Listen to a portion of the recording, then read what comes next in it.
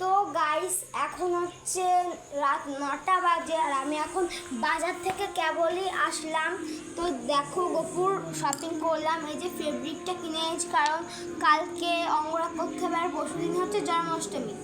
তার জন্য আমি দেখো গপুর এই হারটা গড়িয়েছি, এটা কিন্তু তোমরা সবাই দেখেছো। আর গপুকে আমি স্মরণ দেবো আর এই বড় আসনটা আমি কিনেছি যেহেতু ভোগটা দেবো এইখানটায় বসিয়ে। তো তোমরা কিন্তু ব্লগটা দেখতে পারো। আর এদিকে নিয়েছি আতরটা আমার কাছে ছিল না, আমি বুঝতে পারছি না আতরটা মানে কীভাবে ইউজ করে, ফার্স্ট বার নিচ্ছি তো মানে স্নান করানোর পরে কি ইউজ করে আতরটা তোমরা কিন্তু কমেন্টে বলবে। আর এই যে মুকুটটা তোমরা দেখতে পাচ্ছ খুবই কিউট। আর এই যে ইয়ারিং নিয়েছি, ইয়ারিংটা প্রথমবার নিচ্ছি আমি। আর এই যে হার বানিয়েছি দুপুর, এই যে দেখতেই পাচ্ছ।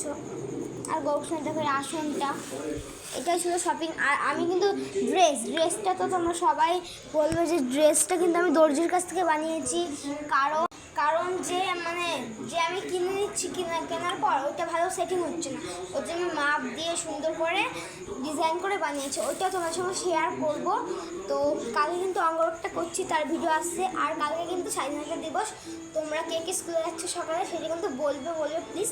আমি কিন্তু সকালকার ব্লগটাও আসছে, কালকে কিন্তু 3-4টা ব্লগ আসছে। তো বাই।